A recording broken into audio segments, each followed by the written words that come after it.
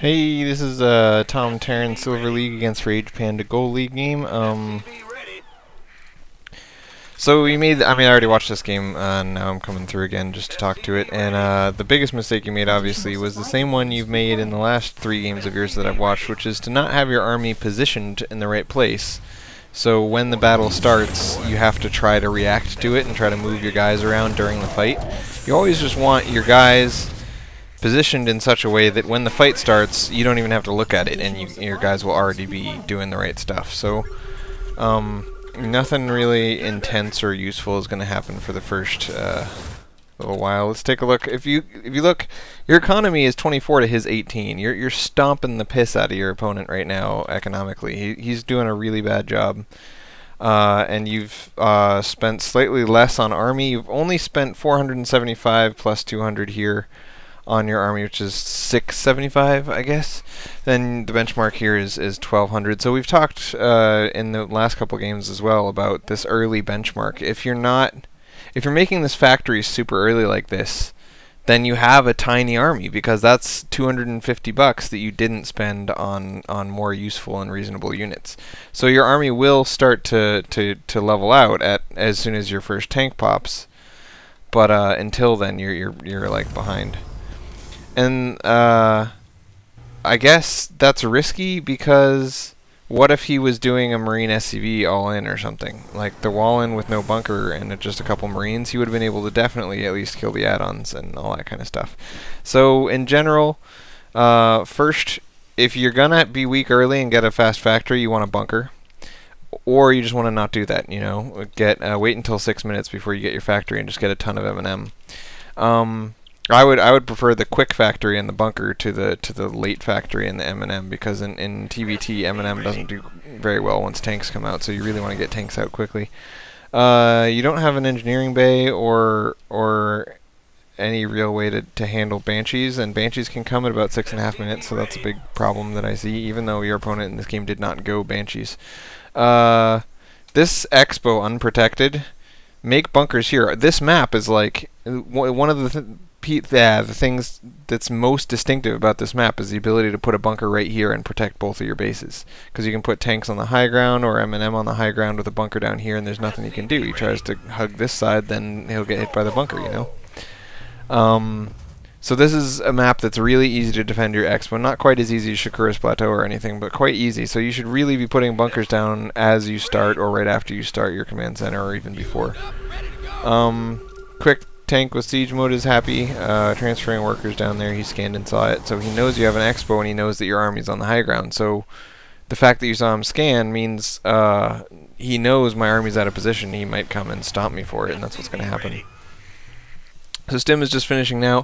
I don't understand what the point is of putting this stuff up here, because ramps are a siege tank's wet dream, right? Siege tanks love ramps, because if you walk a bunch of M&M down a ramp, they all clump up, and then the siege tanks splash the piss out of them. So you can defend a ramp by saying, I'm on top and you're on bottom, so you can't get up, haha. Or you can defend a ramp by saying, I'm on bottom and you're on top, so you can't come down, haha.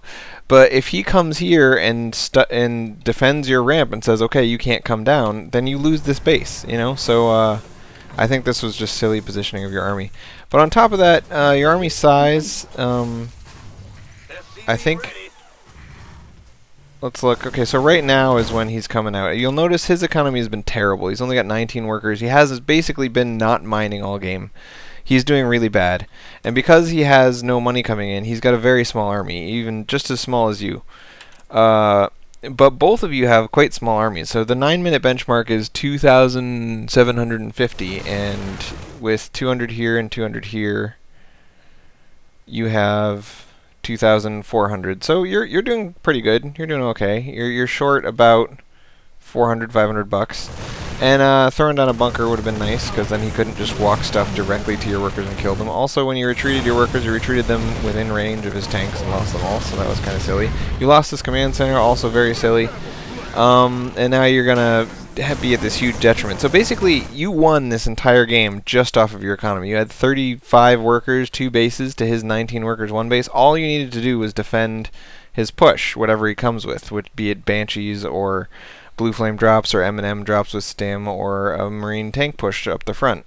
So yeah, when you expand quicker than your opponent, all you have to do is survive whatever he comes with, and you just automatically win this game. So you should have won this game right here. If your army had been on the low ground and you'd had a bunker or 2 bunkers, you would have definitely won this game right here. And you said in your email, I know bunkers, and that's true. The only reason that this game is still going on is because you didn't have bunkers, and you didn't have your guys down on the low ground. So now he's going to come do a marine tank contain with bunker and repair and stuff. But his army spending is so tiny compared to yours because your income was so much higher than his for such a long time that even though you've lost 1,200 more than him, you have significantly bigger army than him right now. So you're going to slowly ferry stuff down and then break this contain by hitting it from multiple sides, and that's cool. I mean, I guess it's fine, but you never really want to be in the position where he has tanks in range of your ramp and you have to push through that ramp. So it's just lucky that he let you ferry guys up here and hit it from multiple sides, because this was a killing blow. If you'd let him do that and he wasn't a totally incompetent player, you would definitely have lost. So it's really important in TvT to get a bunker and a tank in front of your natural, or else you can just lose right there based off of only that. Also, when you do siege tank contains, you don't. If you have vision, it's okay for your siege tanks to be furthest to the front. But notice how you don't have vision of this area and you don't have vision of this area. So there's this huge area right here where your tank can't see. So he can just put tanks anywhere in that area and knock down your tank. So if you don't have air superiority and you don't have vision, you should put marines in front of your tank so that you have time to retreat. And the first thing that takes damage is a $50 marine instead of a $225 tank. This drop did a lot of damage. You even killed his command center and stomped the piss out of him. But then he came and knocked down your kind of lonely tanks over there because you didn't have any vision. And now it's going to be Raven versus tank and blah blah blah. I don't know. The rest of this game is pretty stupid. So you're completely mined out at your main, and you never retook your expansion. This is cowardice. You should have immediately, when you broke this contain, you should have put 2 bunkers and some tanks right here and thrown down your expansion. You see what he's doing? See how he's got 2 bunkers and some tanks in front of his expansion? This should always be your goal in TvT. Get an expansion, get 2 or 3 tanks in front of it and a couple of bunkers. Always. You know, this is what you want your expo to look like, especially when your expo protects your main. So yeah, pick this up, float it down here, and move your army down to the low ground. Again, you're piling your army up on the high ground, and I don't know why. It's not helpful to have your army up here. You want your army to encounter him before he can get to this ramp, because this ramp is death. For another reason, I mean, another thing to note about the same general concept, because in TvT you lose the game if he gets tanks in range of your ramp, it's really important to have vision in between your base and his. So in a lot of TvTs, you'll see 1 or 2 marines poking out and poking out and poking out in between the 2 bases, just to make sure that he can never march an army all the way up to your base. Because this is the end of the game. I mean, he wins if he does this. Now, obviously, again, you've spent double him on army, so he's not going to be able to kill you with this. But if you guys were anywhere close to even on your military spending, this would be the end of the game, because you've got M&M stuck on the high ground that can't push into his tanks.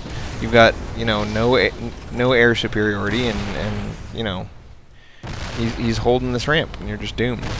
So luckily for you, he lets you knock down all of his marines and tanks with 1 tank, and then you win. Good game.